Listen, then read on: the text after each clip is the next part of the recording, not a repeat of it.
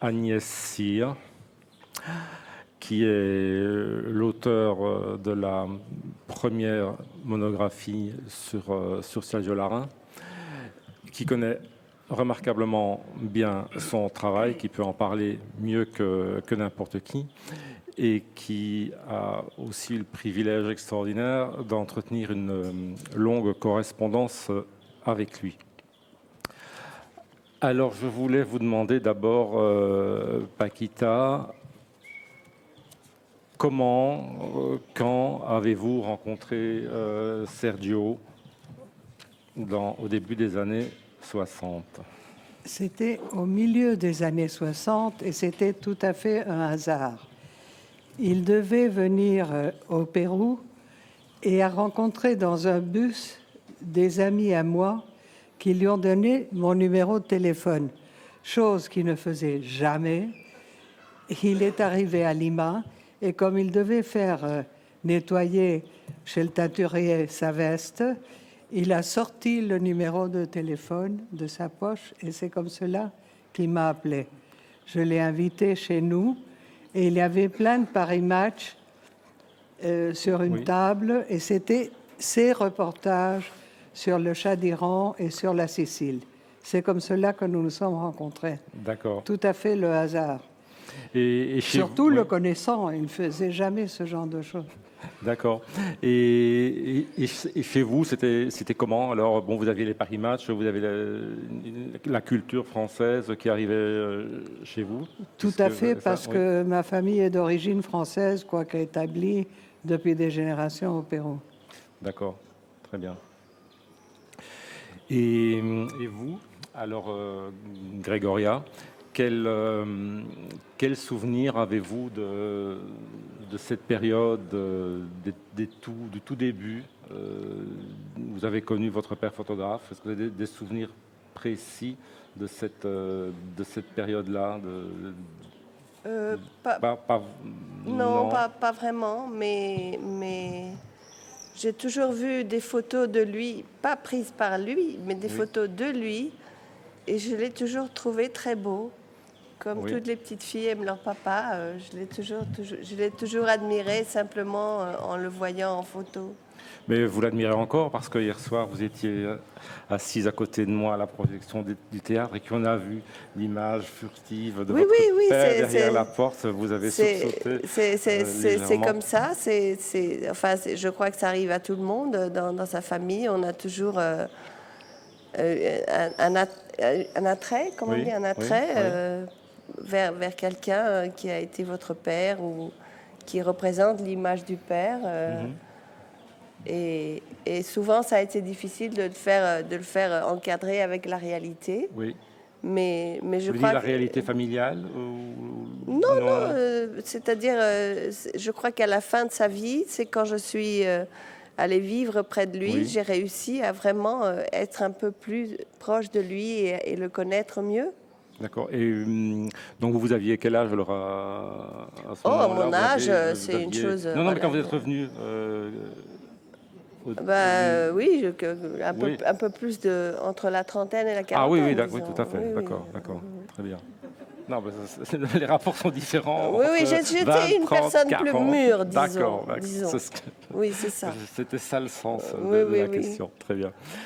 Alors vous, Patrick, vous avez eu la chance de le rencontrer, d'avoir presque forcé la porte, ou comment ça s'est passé cette première approche? C'était difficile, vous avez dû préparer cette visite, cet entretien?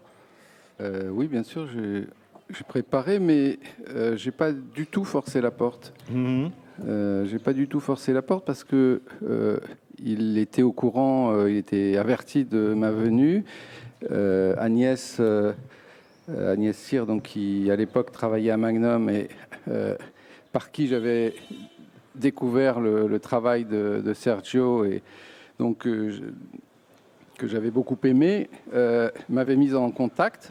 Enfin non, on ne m'avait pas mis en contact d'ailleurs, lui avait simplement parlé de moi. Et puis, j'ai eu de la chance parce qu'il a accepté que je vienne, mais ce qui ne voulait pas dire d'ailleurs qu'il allait m'ouvrir la porte. Non. D'ailleurs, j'avais pas d'adresse. C'est ce qu'on a vu au début du reportage. Mais en fait, c'est marrant, c'est une petite anecdote, mais que je vous révèle ici. Mais en faisant le film, en me repenchant sur tous mes rushs, mes carnets, mes lettres, surtout les nombreuses lettres qu'il m'avait envoyées, en fait, j'ai retrouvé une lettre où, bon, il y avait comme souvent quelques pages d'invitation à changer le monde, à être actif, etc. Et puis, sur un petit bout de papier je sais pas, que j'ai pas vu, il y avait son adresse. D'accord. À Ovaillé. Donc c'est l'ironie de l'histoire, c'est-à-dire que si j'avais vu ce papier, en même temps, heureusement que je l'ai pas vu parce qu'il n'y aurait pas eu cette séquence de recherche. Oui. Mais j'étais bien obligé de le chercher puisque je n'avais pas son adresse, j'avais qu'une boîte postale. C'est une histoire de petit papier. Voilà. Mais en tout cas, il m'a ouvert la porte et par contre, ce qui était plus difficile, évidemment, comme on l'a vu, c'était de le photographier ou de le filmer. Ça, il voulait pas. Il a accepté, par contre, que je filme notre conversation, que je l'enregistre. Et il m'avait dit, voilà, je veux pas trop que tu montres mon visage. En même temps, voilà, c'était...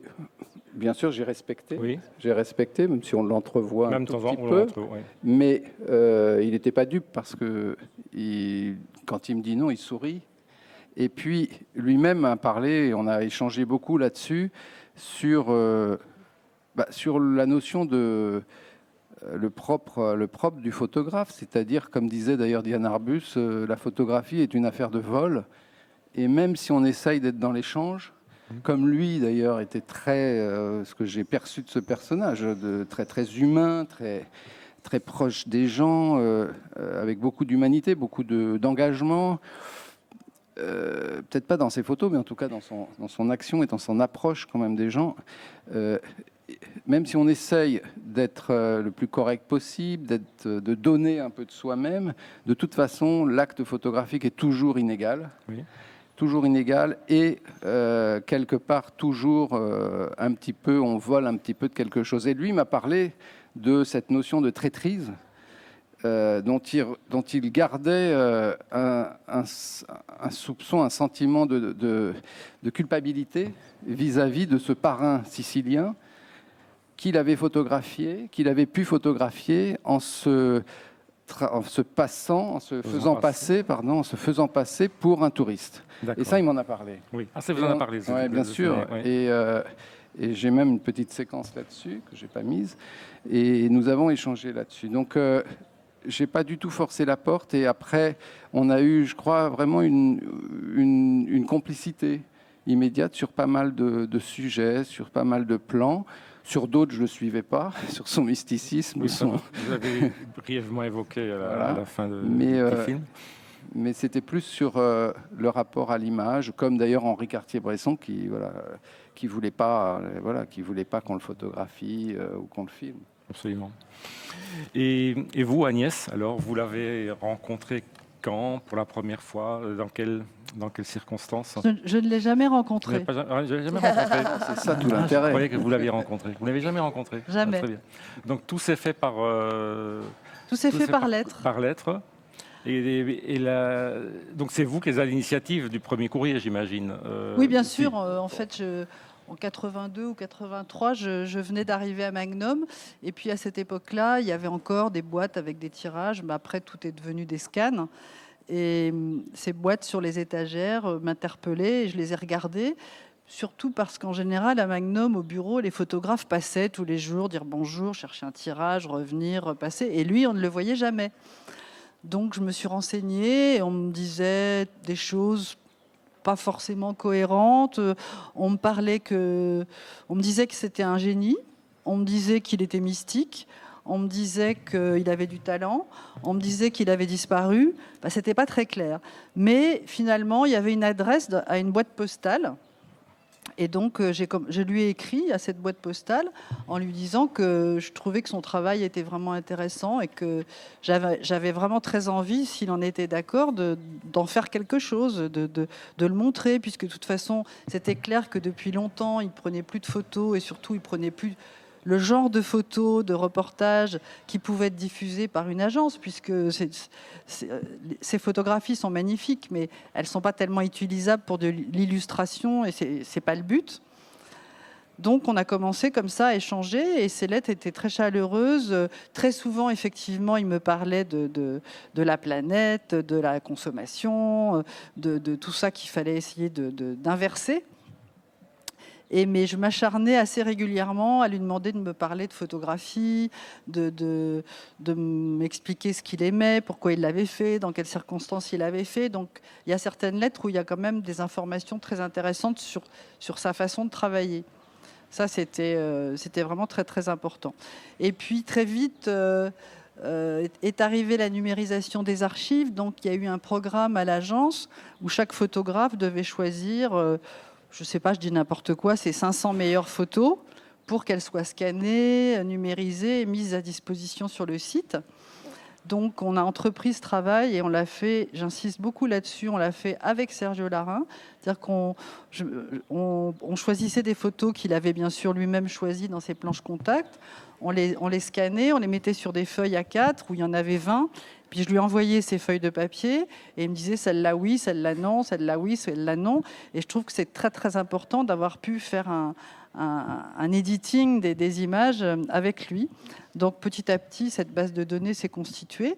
Et puis, à l'occasion d'une exposition ici à Arles, en 91, dont le thème était l'Amérique latine, je lui ai proposé de faire cette petite exposition. Il y avait 34 photos.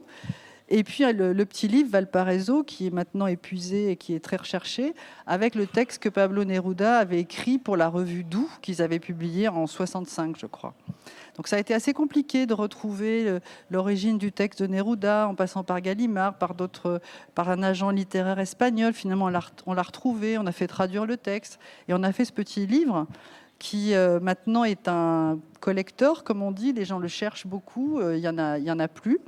Et c'est un peu ça qui a commencé à créer ce mythe autour de Sergio Larin, parce que en photographie, désormais, les gens s'intéressent énormément aux livres et collectionnent les livres, et c'est par le livre que l'intérêt pour la photographie apparaît énormément.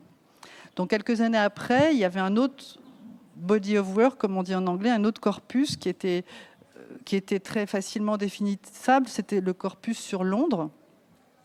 Donc on a fait la même chose, on a fait un petit livre et puis une exposition avec 30-35 photos, je ne me souviens plus, toujours des photos qu'il avait regardées, on avait mis ça ensemble. Et c'est à ce moment-là que l'IVAM, le musée d'art moderne de Valencia, a eu envie de montrer une exposition, mais ce n'était pas une rétrospective puisque tout n'était pas encore prêt, tout n'était pas encore trié ni édité. Donc on a fait une exposition importante à Valence avec un catalogue que vous pouvez voir dans la vitrine. Et pour cette exposition, il a accepté d'ailleurs d'écrire des textes. Il y a des textes dans le catalogue écrits par lui. Il y a aussi un texte de Roberto Bolaño dans ce catalogue. Et puis, évidemment, c'était un catalogue en langue espagnole. Donc, finalement, des journalistes chiliens ont essayé de le contacter et l'ont trouvé là où il était, pas caché, mais enfin un peu retiré. Et ça, il n'a pas été content du tout. Il n'avait pas du tout envie que les journalistes viennent lui parler de son travail et tout ça. Donc, à ce moment-là, il m'a dit, bon, maintenant... je me retire, on arrête, c'est très bien tout ça, merci beaucoup, mais je veux plus qu'on fasse quoi que ce soit. Donc finalement, depuis le début des années 2000, à part de protéger, parce que bon, j'insiste beaucoup sur le rôle de Magnum dans tout ça, qui est une coopérative de photographes et qui, contre vents et marées, essaie de protéger ses auteurs, et même si ça ne rapporte pas d'argent, de préserver, de garder le travail, de faire qu'il soit bien là et de faire surtout ce que veulent les auteurs.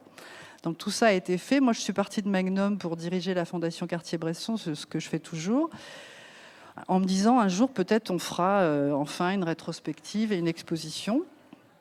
Et puis en 2011, j'ai reçu un message de Grégoria, donc la fille de Sergio, qui me parlait d'un livre de textes qui était écrit sur Sergio Larain. Elle me demandait ce que j'en pensais. Je lui dis, écoute, je ne l'ai pas lu, mais tu sais, ton père, il n'a pas tellement envie qu'on parle de lui. Donc, bon, de toute façon, on ne peut pas empêcher quelqu'un d'écrire un livre de texte, hein, ça, c'est pas un problème. Mais moi, je veux bien lire ce livre, je te dirai ce que j'en pense. Voilà. Donc, Grégoria m'a envoyé le texte tapé, que j'ai trouvé intéressant. Bon, il y avait plein de choses à modifier, etc. Mais c'était très intéressant. Et en même temps, elle avait parlé avec son père qui, finalement, l'a laissé décider. Hein. Grégoria, tu dis le contraire, si je me trompe. Qu'est-ce qu'il a finalement décidé à donner cet accord pour... Je suis pas dans la tête de mon père. Hein, non, mais vous étiez là... Mais je pense qu'il a senti que ça y est, les années commençaient à peser et que si c'était pas moi, ça allait être quelqu'un d'autre et que quelqu'un devait bien s'occuper de son travail. Et vous avez toujours suivi le travail. Vous m'aviez dit que vous avez beaucoup d'archives, beaucoup de documents. Non, c'est-à-dire maintenant qu'il est décédé, j'ai des documents, c'est-à-dire des livres, des choses comme ça, des papiers, des choses écrites. J'ai pas des photos. Non, ça je sais, mais pas de photos. Mais qu'est-ce que vous me demandiez ? Mais si vous aviez déjà vous intéressez déjà à son travail avant. C'est-à-dire que, comme je vous disais, depuis toute petite, je voyais des photos de lui et ensuite des photos prises par lui. Et ça m'a toujours produit une sensation très, très impressionnante. Et ensuite, bon, ma mère était peintre. Dans ma famille, mon beau-père, tout le monde était artiste. Et donc, j'avais la sensibilité et je savais, j'étais sûre que c'était un trésor. Que c'était une chose extraordinaire et je voulais faire quelque chose pour sauver ce trésor. Et vous n'avez jamais voulu le faire avant ou mais si. Oui, il y avait des résistances de sa part. Mais il m'a mise à la porte. Oui. Il m'a mis à la porte directement. Oui. Alors j'ai dit, bon, n'insistons pas pour l'instant. Oui. Et donc en 2011, c'est ça, si je comprends bien, quand les choses se sont débloquées, ouvertes, vous avez dit... C'est ça. Ben, c'était étrange parce que ça s'est débloqué et presque en même temps, sa santé a commencé à décliner. Et voilà. Et en même temps, le livre est sorti, le livre de Leiva est sorti. Tout est arrivé presque en même temps. C'est très spécial. Oui, tout à fait. Oui. Et vous alors, Paquita, pour revenir à ce début des années 60, quelle fut votre vie avec lui? Vous l'accompagnez C'est-à-dire que nous avons fait des voyages. Nous avons fait des voyages à l'île de Juan Fernandez, où avait habité Alexander Selkirk, vous savez, Robinson Crusoe. Oui, et après, à l'île de Pâques, à une époque où c'était très peu fréquenté, où les gens étaient complètement isolés et où j'attendais un enfant. C'est pour ça qu'on me disait, voilà, tu as une Poki dans le ventre. Poki veut dire enfant. Et puis... Après, nous avons fait aussi et surtout des voyages et des reportages à Valparaiso. D'accord. À là, Valparaiso, vous l'avez accompagné toujours, et avec le poète Pablo Neruda, donc, et avec un ex-boxeur qui nous a accompagnés. Et là, nous avons fait énormément de photos et je trouve que c'est parmi ses plus belles photos, les photos de Valparaiso. Mais il y a plusieurs séries parce que moi je l'ai connu en 60 et il y a des Valparaiso de bien avant aussi. Il y en a quelques-unes dans l'exposition d'avant 63. Oui. Mais voilà. L'essentiel du travail de Valparaiso, c'est 1963. Alors voilà. C'est moitié-moitié. C'est moitié-moitié, oui.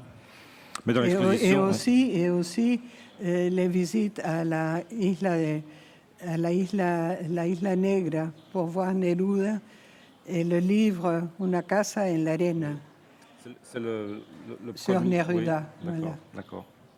Non, le premier, c'est un tout petit. Oui, qu'on voit dans l'exposition aussi. Et quels étaient ses rapports avec Pablo Neruda?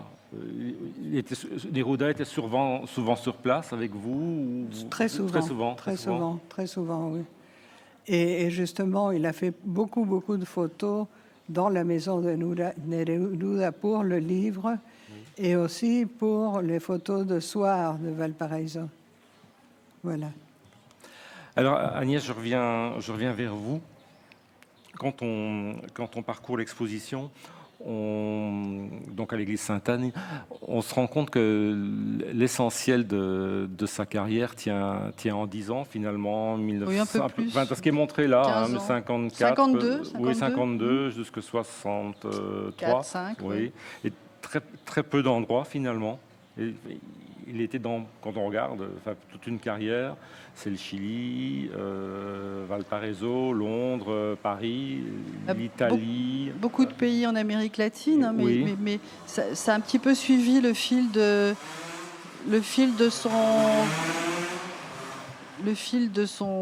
son projet, c'est-à-dire que son projet, c'était de travailler à Londres à cause de cette bourse qu'il avait eue du British Council. Donc ça, c'est en 58-59, pendant l'hiver. Et le projet secret qu'il avait, c'était de rencontrer Cartier-Bresson et de pouvoir entrer à Magnum. Oui. Donc quand il est à Londres, il rencontre Cartier-Bresson à Paris, il lui montre ces photos des enfants abandonnés dans les rues, qui était le travail qu'il avait commencé depuis très longtemps et sur lequel il est revenu longtemps. Et Cartier-Bresson, à l'époque, il devait être 7 ou 8 à Magnum, lui a dit bien sûr, rentre, c'est formidable, etc. Donc là, il s'est installé plutôt en Europe. Oui. Et il a répondu à des commandes de reportage en Italie, en Iran, plusieurs endroits en Italie, en Algérie. On en met quelques bribes dans une vitrine pour se rendre compte extrêmement vite que finalement le reportage, c'était pas pour lui, c'est pas quelque chose qui l'intéressait. Il pouvait bien le faire, il a d'ailleurs été excellent, mais c'est pas ça qu'il voulait faire. Il voulait rester dans des sujets beaucoup plus longs qui le portaient et qui l'intéressaient. Donc il faisait des allers-retours, ce que j'ai compris en regardant les courriers, etc., avec le Chili. Mais finalement, il retourne au Chili, je dirais fin 62 ou 63, il faut me corriger si je me trompe. Et puis là, il poursuit vraiment ce travail sur Valparaiso et un petit peu sur Santiago. Petit à petit, il va s'éloigner de la photographie, de reportage. Il en a fait un petit peu au Chili pour des magazines comme Paola, par exemple, parce qu'il fallait un petit peu gagner de l'argent. Mais il était surtout très ami avec toute la scène artistique, les peintres, les musiciens. Enfin, c'était Violeta Parra. Enfin, tous ces gens-là étaient très proches de lui. Et il était plus dans ces milieux-là que dans les milieux du journalisme, finalement. Et puis arrive très vite la fin des années 60, les mouvements hippies, les mouvements spirites, mystiques, etc. Et lui, qui était déjà extrêmement attiré par tout cela, va partir dans le nord du Chili, à Arica, pour faire de la méditation, où il va rester assez longtemps. Et puis, je schématise et je vais un peu vite, mais au retour de ce moment comme ça de recueillement, il a pensé qu'il avait appris assez sur place et qu'il allait vivre seul quelque part, mais qu'il n'avait plus besoin de cette communauté.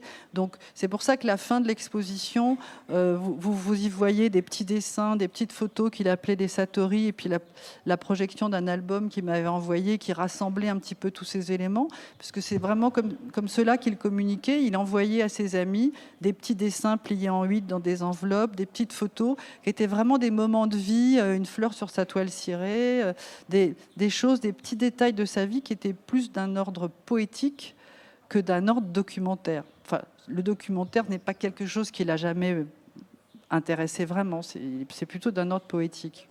Mais il continuait à envoyer régulièrement des photos à Magnum. Il envoyait ça, il envoyait les planches contact, il envoyait les négatifs, tout ça était bien protégé, en disant qu'il ne fallait pas les montrer, qu'il fallait les garder, mais qu'il ne fallait pas les montrer. Donc elles n'étaient jamais exploitées finalement, ces images? Très peu. Si, mais enfin, les images importantes que vous pouvez tous voir sur le site de l'agence, c'est les images qu'il a d'ailleurs accepté d'y mettre. Tous les gens peuvent y avoir accès tous les jours et les reproduire et les publier en demandant l'autorisation et en payant les droits à Magnum. Mais vous savez très bien que dans l'œuvre d'un photographe, sur une planche contact où il y a 36 vues, parfois il y a une photo qui est bonne, parfois il y en a 0. Et donc, effectivement, toutes les planches contact sont bien rangées. Les photos ont été choisies par lui. Ça, c'est, je trouve, quelque chose qu'il faut absolument respecter. Et voilà, il y a énormément de photos dans les planches contact, mais il y en a toujours très très peu qui sont conservées. Si je prends l'exemple de Cartier-Bresson, qui a eu une vie beaucoup plus longue de photographe, puisqu'il a aussi arrêté la photographie au milieu des années 60-65, mais lui était photographe depuis les années 30, donc il a eu une carrière beaucoup plus longue.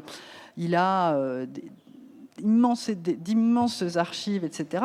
Mais quand il fait un livre, quand on retient les plus grandes photos de Cartier-Bresson, c'est 250 photos, 300 photos, c'est pas beaucoup plus. Donc en fait, il y a toujours beaucoup de choses. C'est comme dans l'écriture, on écrit, on jette, on barre, on rature. Il y a beaucoup de choses qui sont pas très intéressantes. Mais quand même, ce que vous dites là, moi, il y a longtemps que ça m'interpelle, que Cartier-Bresson, effectivement, c'est un corpus public de 250 à 300 photos qui retient dans ses livres. Qui retient dans ses livres, donc de ses livres à la fin de sa vie.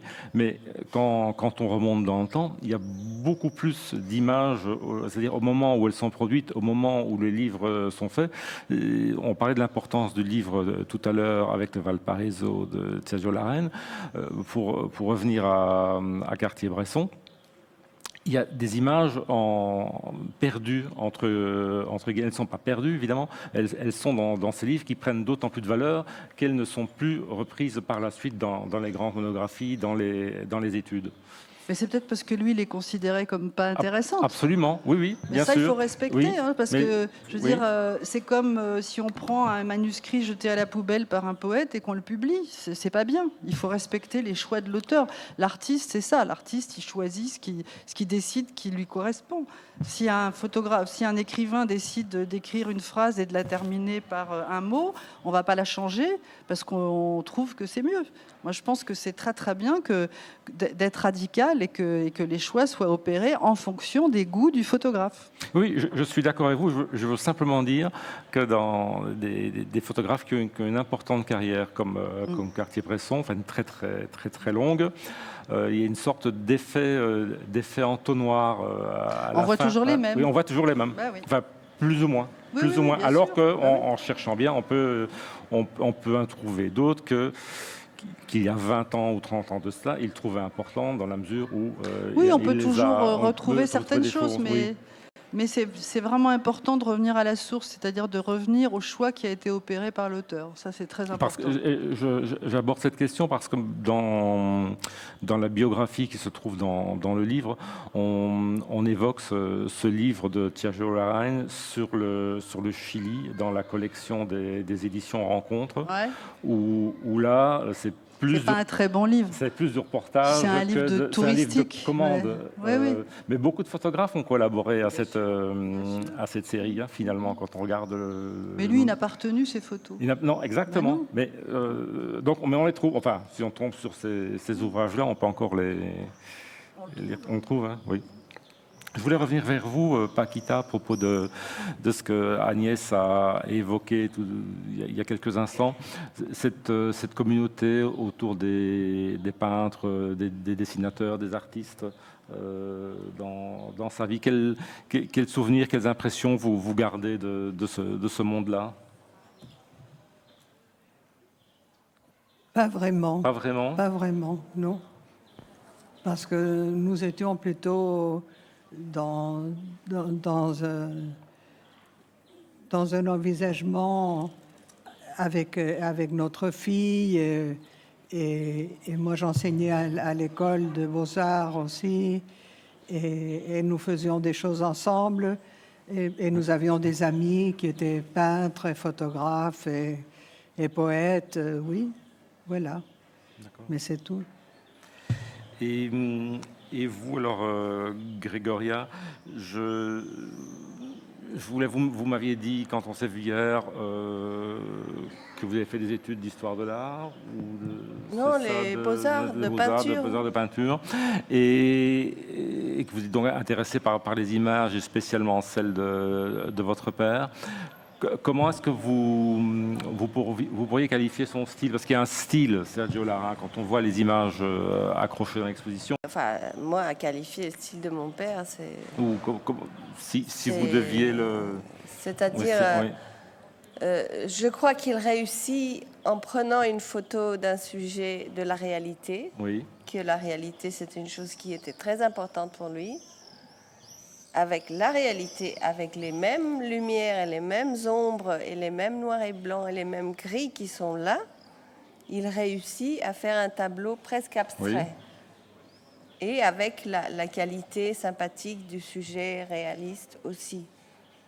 Mais je ne sais pas quel style on pourrait appeler ça, mais c'est du réalisme magique peut-être, comme on dit dans la littérature latino-américaine. Oui, ça pourrait être ça, je ne sais pas. Parce qu'il y a aussi il y a trois images très caractéristiques. Je pense que c'est vous, Agnès, qui parlait de la pierre à un moment donné dans son travail, de l'importance de la pierre. Et il y a ces images des pavés de rue. Il y en a une à Pisa, il y en a une à Rome, où il y a ce journal là, qui a l'air de vouloir s'envoler sur le pavé. Il y a celle de Paris aussi avec les clochards, où vraiment il baisse le point de vue, il met l'appareil quasi au niveau du sol, et on a une perspective. Vous vous rappelez de ça, Paquita, cette façon de travailler? Vous avez...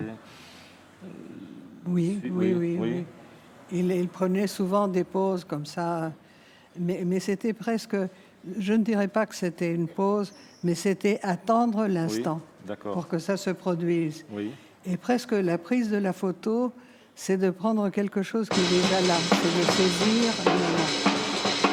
Dans ce sens-là. Mais quand je parlais de style, c'est un peu ça aussi. Donc, cette technique particulière d'essayer de remonter l'image du sol, de se mettre à un autre niveau, de photographier autrement.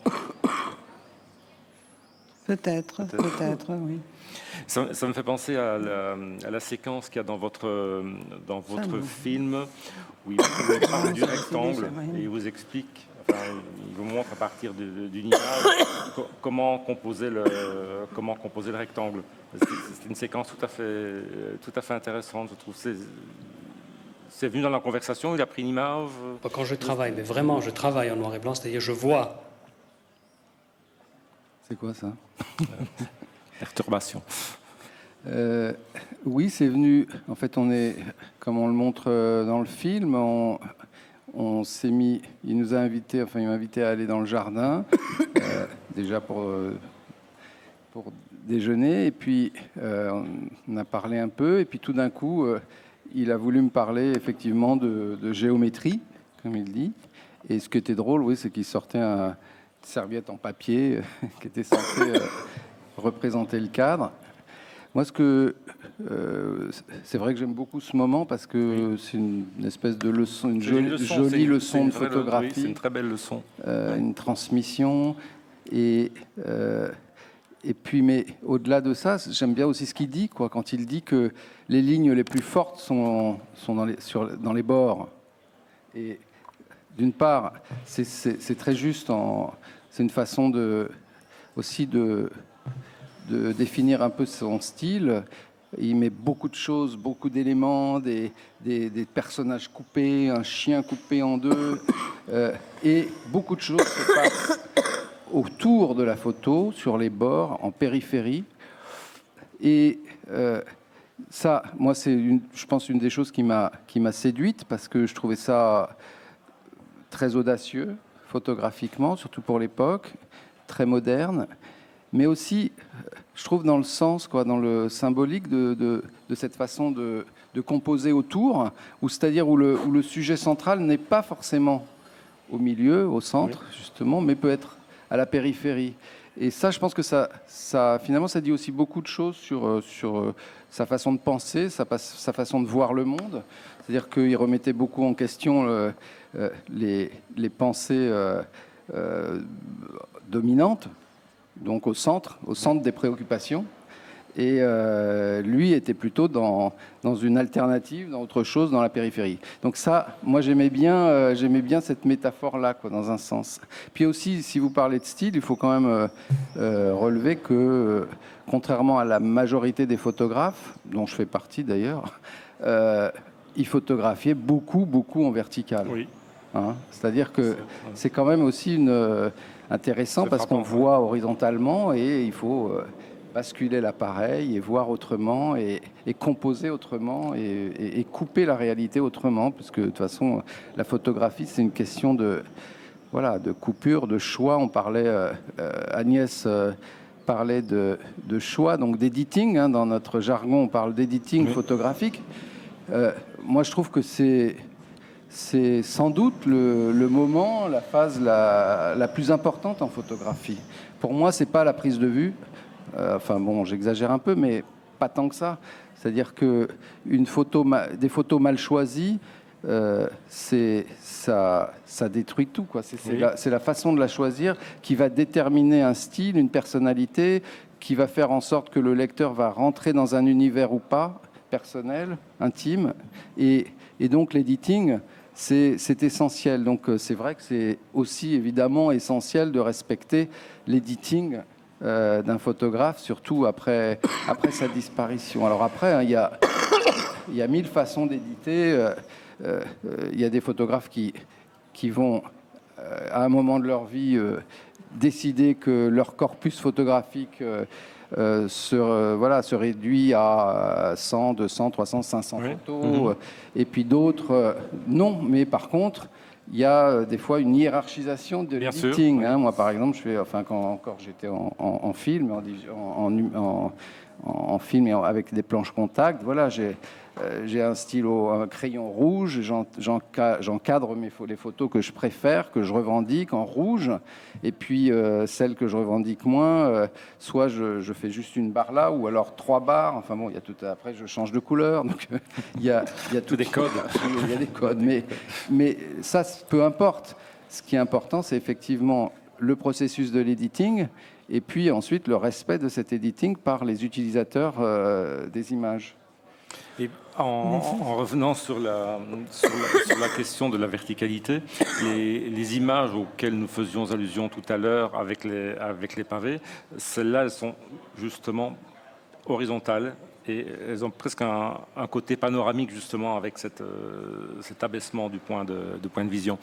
Et Grégoria, je voulais vous demander quelle était l'importance de la peinture et du dessin dans le travail de votre père, comme les dessins que l'on voit à la fin de l'exposition. Bien, je crois que c'était ce qui lui donnait de la joie dans les dernières années de sa vie. Parce qu'il travaillait comme peintre, comme il s'imaginait comme étaient les impressionnistes, Van Gogh. Il sortait à la campagne, il peignait avec son groupe d'amis. Et il se sentait très libre avec la peinture. Oui. Il ne se sentait pas obligé à cette perfection que lui obligeait la photo, sinon que la peinture lui donnait cette sensation de...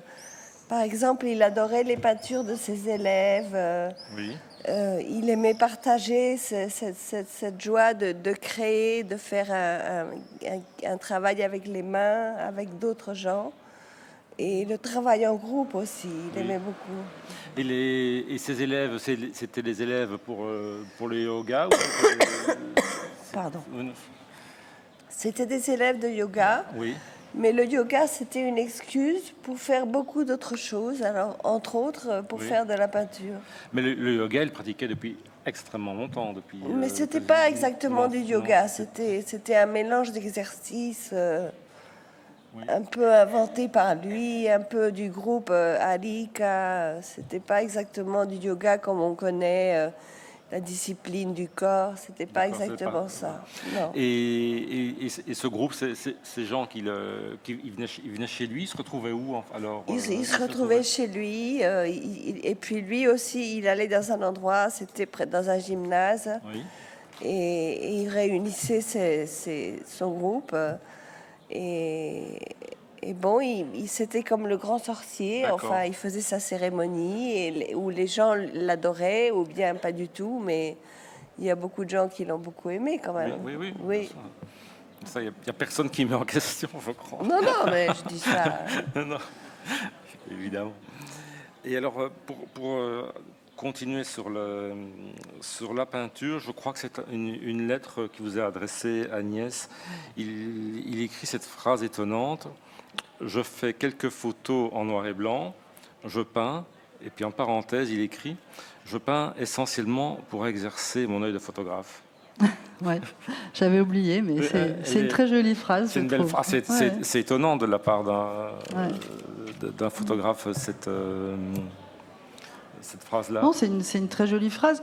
Bon, c'est peut-être aussi quelque chose qui lui a traversé l'esprit au moment où il écrivait, parce que c'est clair que elle officie, comme il disait, le travail. Il fallait aller très vite à la sauvette. Oui.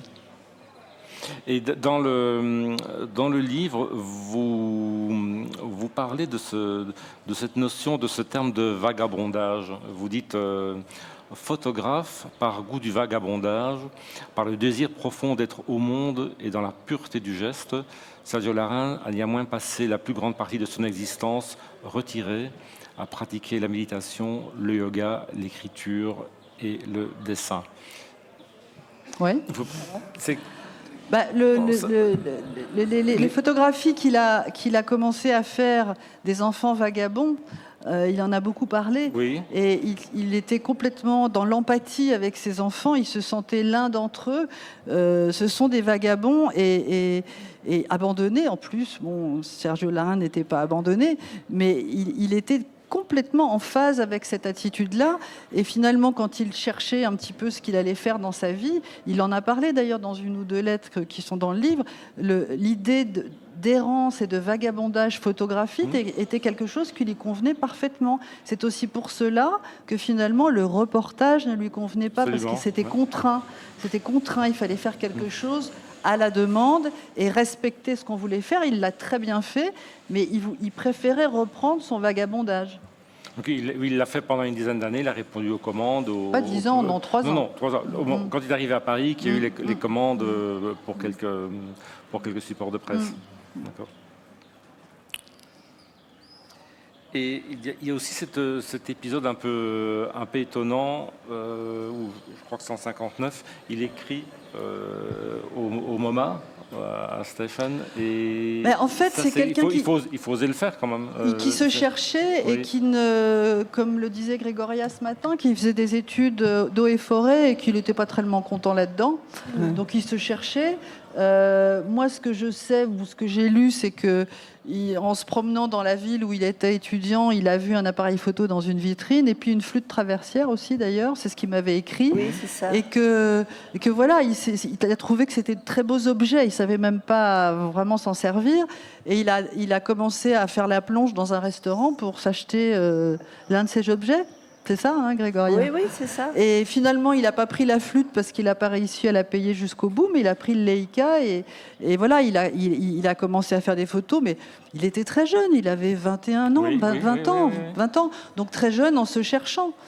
Donc finalement, c'est pas du tout ce à quoi elle le destinait quelque part sa famille, même si je pense que sa famille était tellement cultivée qu'elle n'aurait pas contraint un de leurs enfants à faire quelque chose qu'il ne voulait pas faire, mais il savait pas trop ce qu'il voulait faire.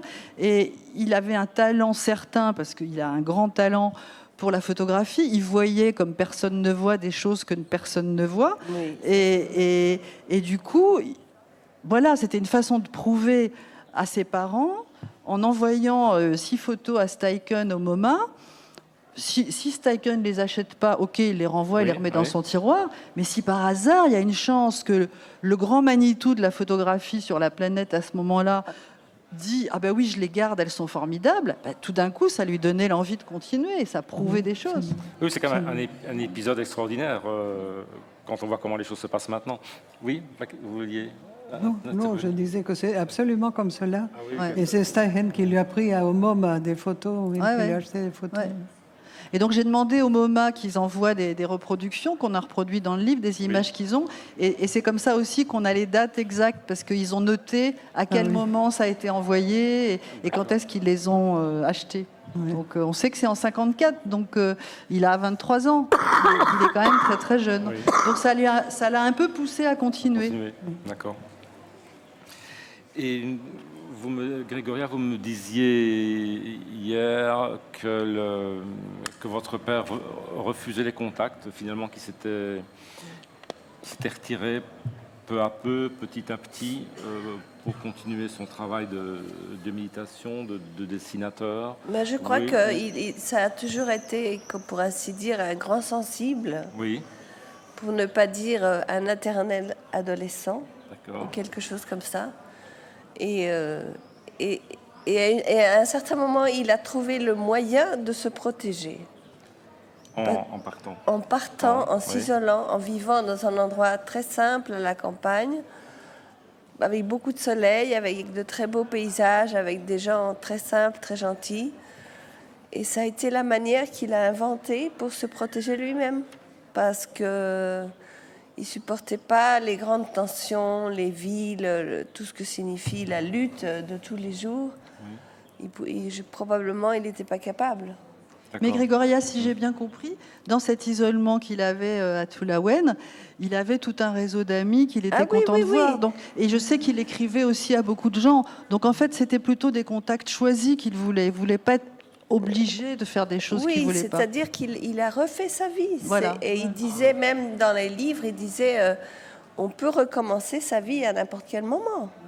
Et si vous voulez être, je ne sais pas moi, un photographe, peintre, danseur à 70 ans, bravo, allez-y. Et lui, il a voulu recommencer sa vie de cette manière, être une espèce de gourou à, je ne sais pas quel âge il avait, 50 ans par là, ou peut-être plus. À 31, 68, oui, ça fait 47. Oui, 47, oui, 50 ans. Oui. Et il a choisi de recommencer sa vie, et c'est une possibilité, une option. Et là où il est arrivé, il s'est fait de nouveaux amis. Mais évidemment, personne ne savait qu'il était photographe, personne ne savait de quelle famille il était, personne ne savait rien de lui. Et lui, il racontait ce qu'il voulait, ou il racontait pas. Ouais. Alors ça lui a donné une énorme liberté. Et d'ailleurs, la phrase inaugurale, enfin, que j'ai mise pour commencer l'exposition, qui est au-dessus des photos de Chiloé Island, où il dit ce métier dont j'ai pensé qu'il me donnerait une grande liberté, je l'ai découvert en partant sur ces îles. Et donc, ce métier qui devait lui donner une grande liberté, finalement, ne lui a pas donné la liberté qu'il voulait, et il s'en est donné une autre. C'est ça, oui. Et dans l'exposition, dans les vitrines, il y a quelques images intitulées Mort d'une forêt, qui est un reportage pour le Sunday Times Magazine. C'est des photos qui datent de 1960. Et peut-on dire que Thierry Larain est un précurseur de l'écologie, de cette mise en question en tout cas, ça l'intéressait énormément, et ça le préoccupait énormément. C'est étonnant de voir des photos de 1960 avec des photos édifiantes avec ce titre Mort d'une forêt. Oui, on en parlait déjà à l'époque de la déforestation. Oui. Et sans doute, comme il avait, moi je ne connais pas l'histoire de ce reportage, mais comme il avait étudié un petit peu les eaux et forêts, et qu'il y avait un reportage à faire là-dessus pour le Sunday Times, c'est lui qui y est allé. Mais il devait être aussi en empathie avec cette cause-là. Oui. Et c'est des choses qu'il a continué à développer dans ses conversations, dans ses écrits par la suite. Et Grégory, je voulais vous demander si, quand vous discutiez avec lui, quand vous évoquiez sa vie, est-ce que vous parliez de la chute du régime d'Allende en 1973? Est-ce qu'il est devenu après? Oui, enfin... Il avait une quarantaine d'années à ce moment-là. Je crois que, évidemment, c'est un mystère pour personne que c'était une tragédie pour le Chili. Bien sûr. Oui. Mais en plus de ça, mon père, à niveau personnel, a eu très peur. Oui. Très peur parce qu'il était probablement assez peureux. Enfin, tout le monde est peureux, mais... Non, peureux. C'est-à-dire, par exemple, un jour, chez mes grands-parents à Santiago, ils sont venus, les militaires, pour comment on dit, Ayana, pour retourner un peu toutes les choses, cherchant des gens cachés. Oui. Et mon père a été terrorisé.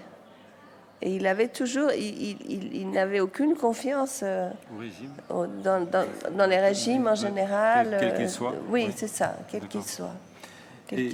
Mais il n'en a jamais parlé beaucoup avec vous de ça, ou plutôt c'est-à-dire, non, il parlait toujours des choses du moment. C'est-à-dire, il n'avait pas de télévision, rien. Mais il regardait les journaux, la première page des journaux, et il disait Cuba et le pape, ceci et cela, et il pensait un peu. Évidemment, dans son rêve, il voulait sauver le monde. Il voulait sauver la planète. Alors il cherchait des manières un peu illusoires sûrement, mais de pouvoir mettre en accord tous ces personnages et d'après son idée à lui. D'accord. Et vous, Agnès, vous avez abordé cette question de la... Vous avez abordé cette question. Écoutez, moi je lui ai posé la question dans une lettre et il ne m'a jamais répondu. Il n'a pas eu de réaction. Je n'ai pas vraiment insisté, mais je lui ai posé des questions de savoir si ça avait provoqué quelque chose chez lui. Mais c'était déjà quelqu'un qui avait envie de se retirer, puisqu'il a même fait cette expérience quand il avait 20 ans déjà. Il s'était retiré. Grégoria, tout jeune, il avait passé quelques mois. Oui, absolument. Donc c'est quelque chose qui faisait partie de sa nature. Donc on a dit parfois, mais moi je pense que c'est des bêtises, qu'il s'est retiré parce qu'il avait peur de Pinochet ou je ne sais pas quoi. Moi, je ne crois pas ça. Je crois que c'était dans sa nature, que certainement il a été effrayé par la situation politique, ça c'est clair. Mais il m'a jamais... Je lui ai demandé plusieurs fois, mais il ne m'a jamais vraiment répondu là-dessus. D'accord. Avez-vous des questions à poser à nos différents interlocuteurs à propos de Sergio Larraín, de son œuvre Parlons de faire des photos. Parce que vous l'aviez accompagné à Valparaiso, par exemple. Bon, pour ces photos de Valparaiso, je crois que ce qu'il attendait... Il avait dit, il a écrit une photographie, c'est un moment de grâce. Voilà. La grâce vient quand on est libéré des conventions. Donc ça, c'est très important, être libéré. Il y a des plans qui sont quand même très curieux, qui ne sont pas habituels. Le niveau du sol ou bien les diagonales, c'est pas du tout une perception logique. Mais en tous les cas, sur ce que disait Paquita, c'est clair qu'il pensait que les photographies, elles étaient là quelque part dans l'univers et dans l'espace, et que l'artiste était le médium qui, s'il était libéré des conventions et bien dans cet état de grâce, allait pouvoir les faire arriver. Exactement. C'est pour ça que je parlais de style tout à l'heure. Effectivement, ce qui apparaît dans ces verticales, notamment cette façon de... Et cela... Maintenant, je me souviens qu'il disait souvent quelque chose que disait Matisse, qui disait « il y a des fleurs partout, il suffit de savoir regarder ». C'est un peu une chose qui lui convient tout à fait, je trouve. D'autres questions ?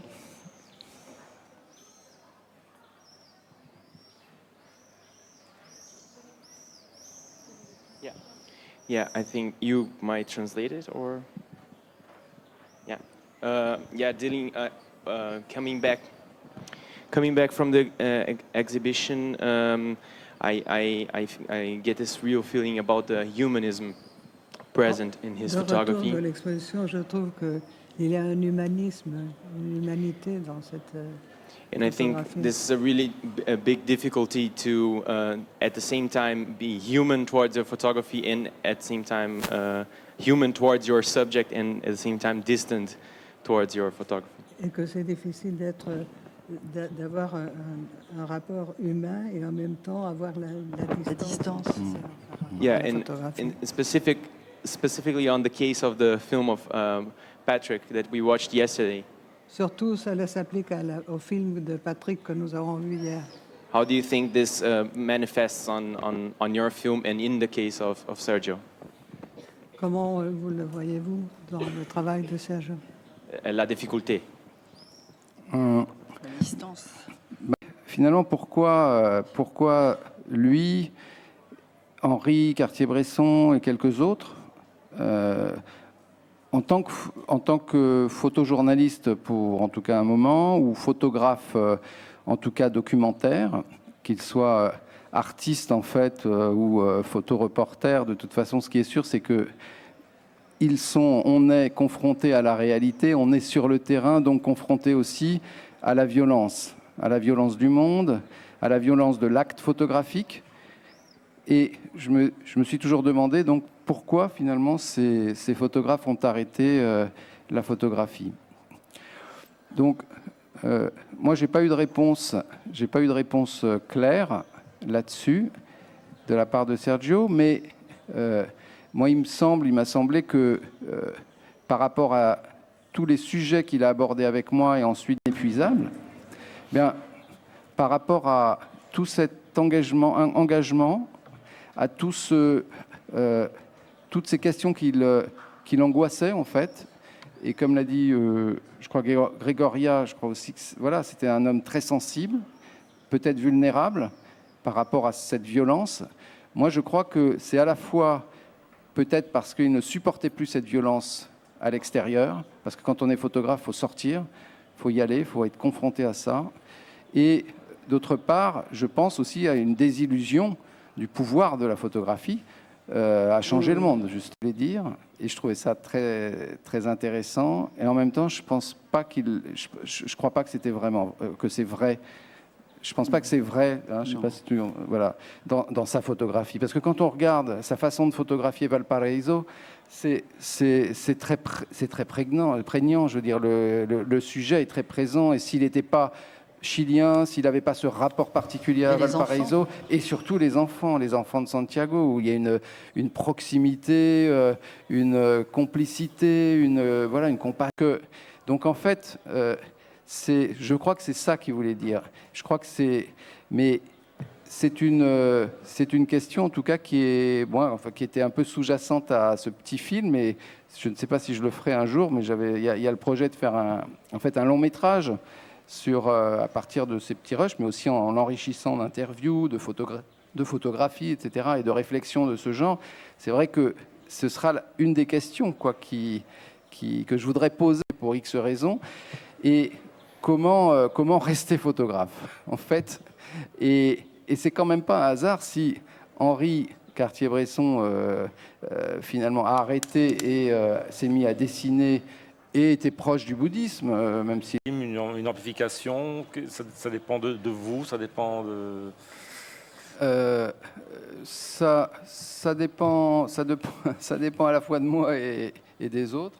Oui. Vous savez, faire un film, c'est comme faire un livre. Ouais, c'est comme un livre. Oui. Faire un film, bien sûr, c'est une œuvre collective, mais c'est pas ça le problème. Au contraire, moi, c'est ça que j'aime bien aussi dans l'aller-retour entre la photographie qui est très solitaire et le cinéma qui l'est moins.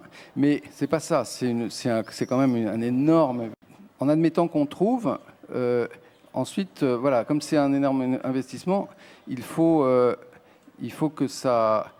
qu'on trouve aussi un accord avec les ayants droit. Oui. Donc il faut que moi je sente aussi un intérêt et un accord, un répondant et un désir aussi. Oui. Pour entre guillemets moi. Voilà.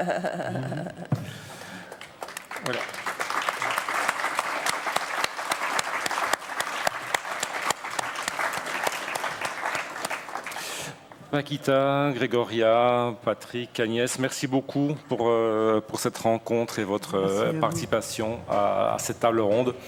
Et bonne fin de journée, bonne soirée à tous. Merci à vous. Beaucoup. Merci.